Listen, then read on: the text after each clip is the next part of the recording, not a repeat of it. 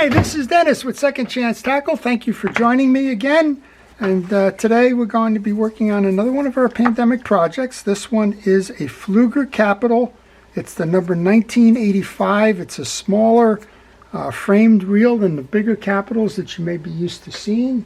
And this reel is one that Arthur sent in. He sent me two Pfluegers. One was a Pflueger Rocket and the other was this Pflueger Capitol.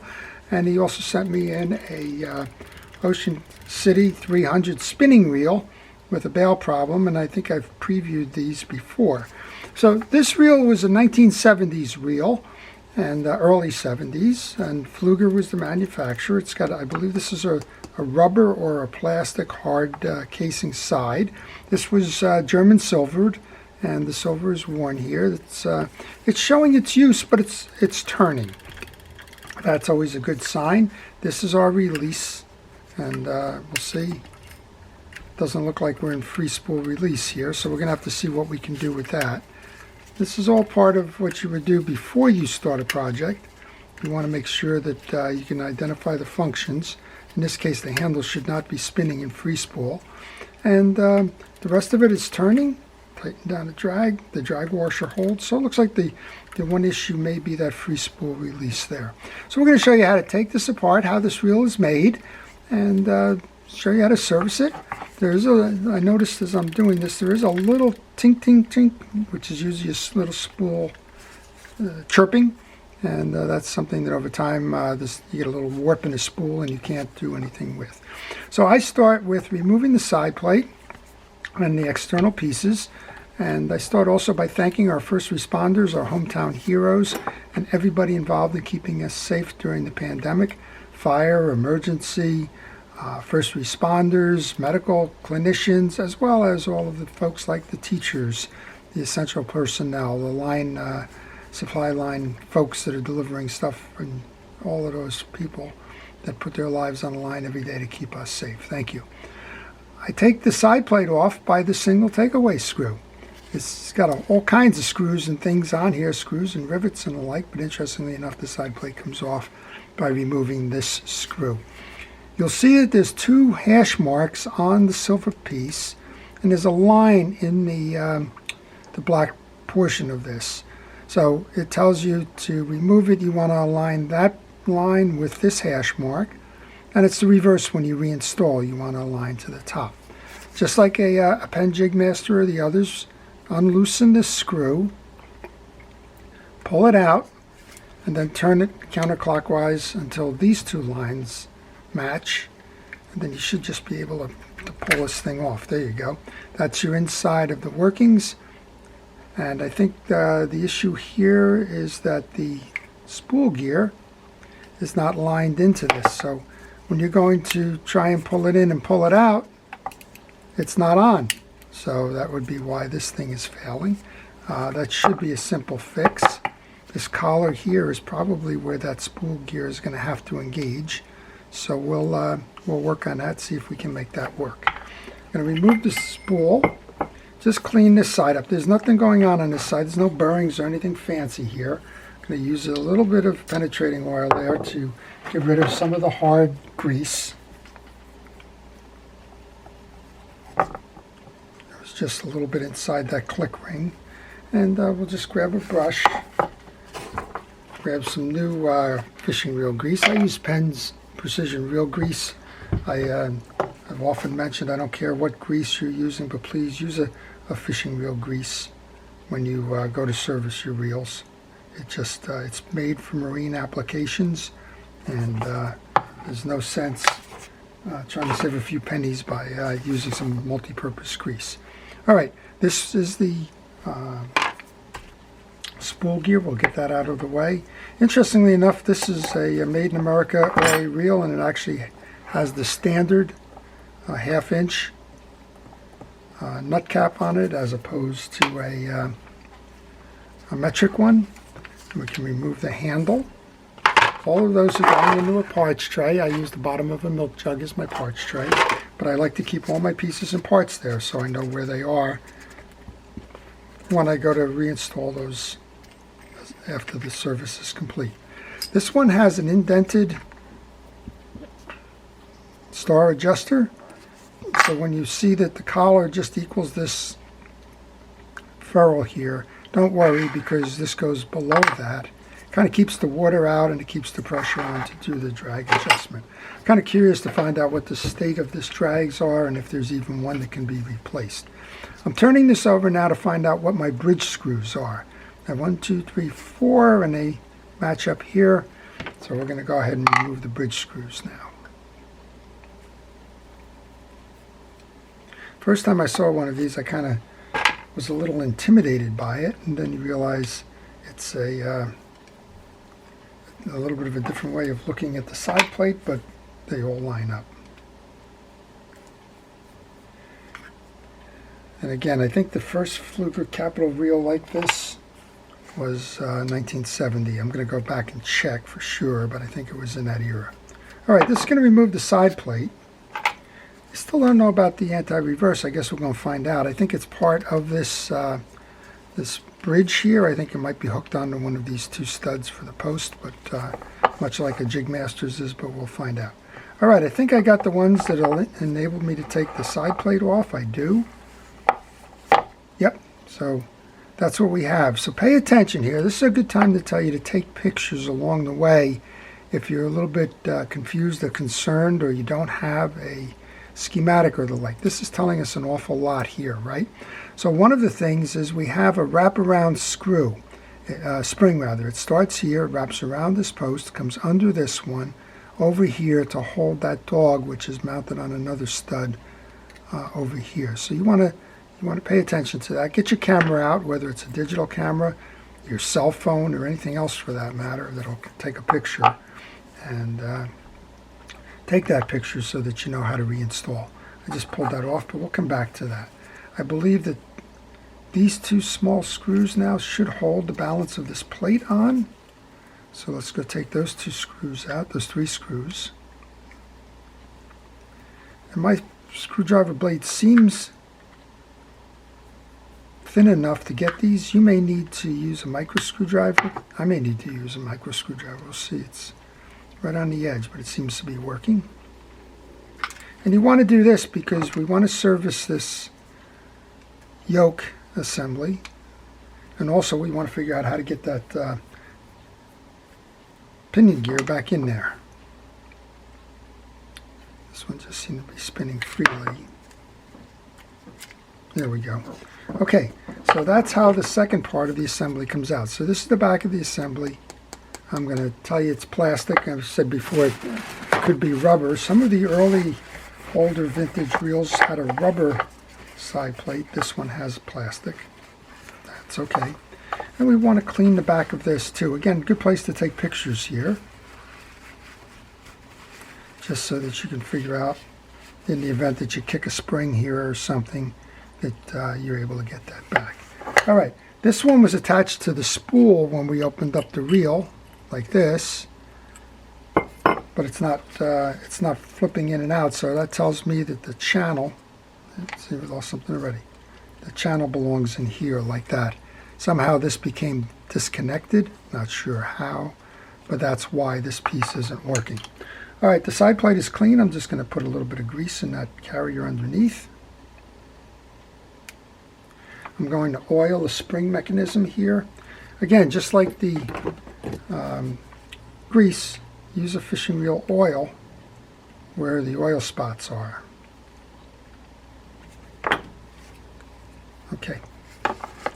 This, I'm going to check the teeth, make sure that they're all uniform, and they are.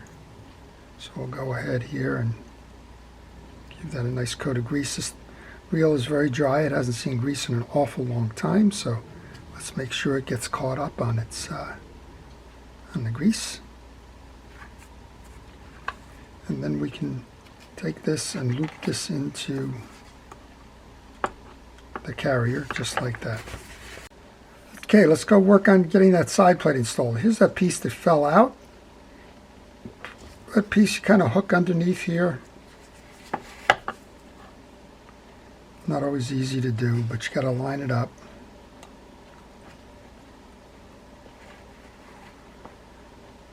This is a tension spring that holds against the side plate. There you go. So you want to nest it in like that.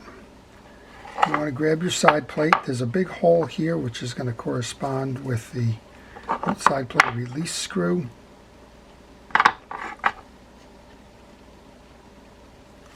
And then as you work this across, you just need to hold that piece that's going to be the lever control.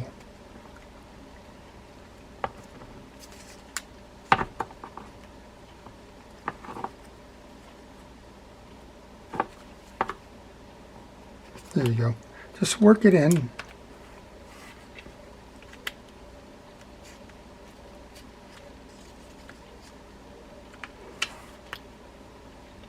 And that's your lever control there, and that's that little spot that we had before.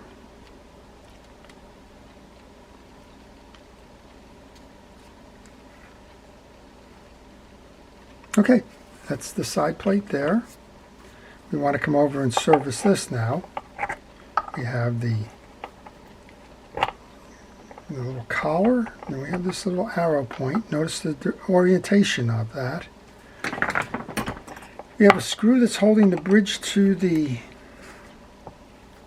gear shaft to the bridge, so we're going to remove that. This is a good part to remember where that anti-reverse dog is and how that's sitting and the spring that's on it. So I'm going to hold my hand on that spring just in case it came out. It didn't. We're okay there. Going to remove the shaft, clean that. That's the gear sleeve. Got some old grease on the side of this. I'm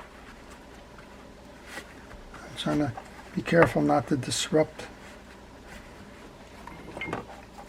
the anti-reverse dog there, while at the same time cleaning. I'm just using cotton swab and some other things to clean that up.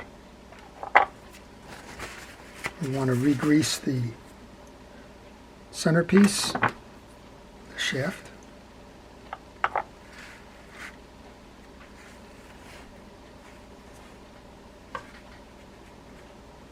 And we can grab our gear sleeve. And then you want to work that on so that the anti-reverse dog gets set. You do that by pulling up. Just like that. Now you're set there. Let's take a look at what's going on inside here. These would be your drag washers. These are the old leather style ones. They're not broken. So I think in worst case we can probably work with them. But I'm going to shut the camera off for a minute. I'm going to see if the Penn 155 Beachmaster one's working. It's this place. Okay, well I checked on the Penn 155 and unfortunately they're just a little bit bigger, so we're not going to be able to use those. However, this drag was working. I thought if something we could do easily, we would upgrade those drags, but unfortunately they're just a little bit proud. Now in a pinch, if you needed to do something there, I think you could probably trim it down if you couldn't find any replacements, which I'm sure are not available any longer. But right now these older leather washers still are firm. They're not broken, and I think we'll be okay there. All right, I checked all the teeth on the main gear. They're doing fine. So we're going to go ahead and install the main gear. And then I'm going to take some Cal's Universal Drag Grease, and I'm just going to freshen up those washers that were in here. If you give them a fresh coat, they're going to slip and slide a little bit easier, but more importantly, they're going to stay flexible and not dry out, and that's the biggest issue with these, is that they will dry out over time, and when they dry out, they crack. Okay, let's just get that eared washer in here. One more of these. And I could probably use that 155 above here because this last one kind of sits on top. Like that. Now remember the orientation on this collar. That's a trip mechanism for your free spool.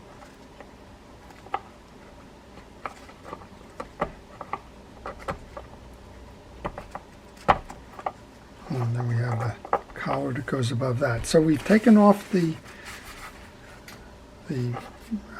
bridge sleeve. We've lubricated underneath after we've cleaned it. Now we're going to put that screw that holds it back to the bridge assembly on.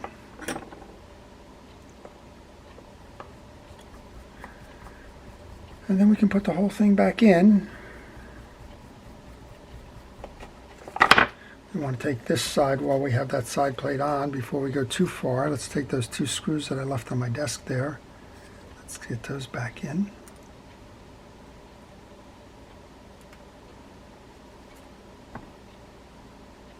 That way we'll hold that free spool release in place.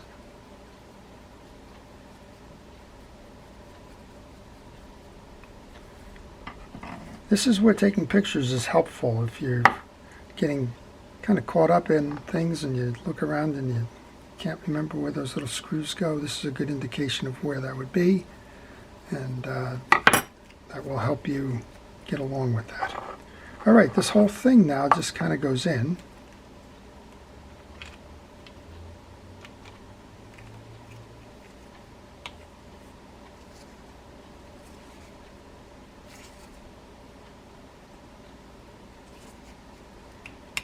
There we go.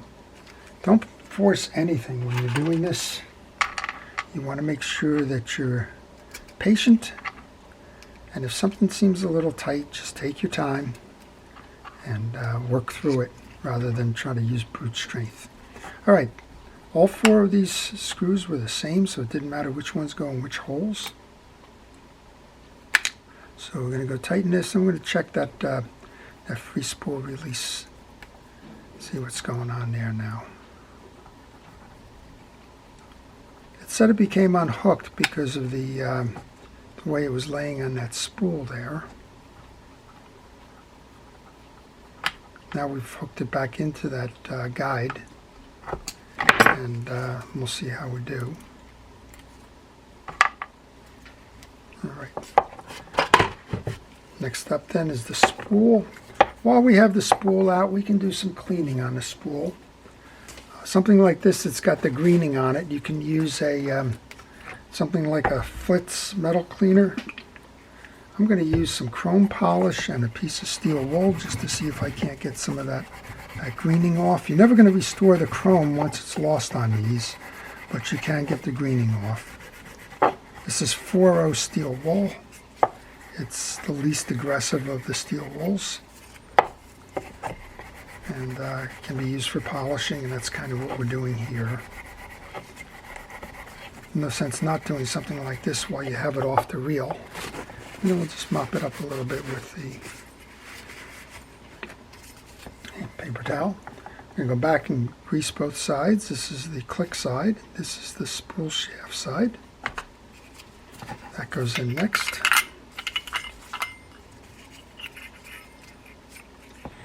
And we can align this. Remember, this is a single screw take apart, so get your line that belongs.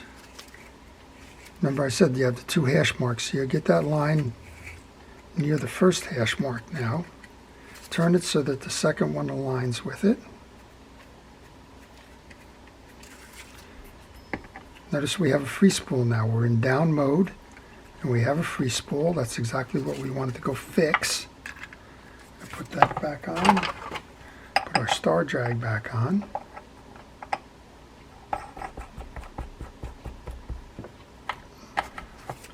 Make sure we're running, we're turning, go back into free spool, and we're free spooling. So there you go. We've solved the issue there. Somehow that mechanism shed the spool gear or pinion gear. Not sure why, but it did. And then you lost the ability to free spool, and we just restored that. So this is kind of an interesting little reel. Like I said, it's very durable, and you know, this one can go fishing tomorrow. It's nice and quiet. The anti-reverse is working. We're testing that. Free spool. Got the free spool back. Perfect. So that's it. That's your Pflueger Capitol model number 1985. 1985. It wasn't the year it was made. That's the model number. And this one's ready to go fishing again. So Arthur, I hope you've enjoyed that. This is your reel. Go take it fishing. This is Dennis with Second Chance Tackle, wishing you a great day.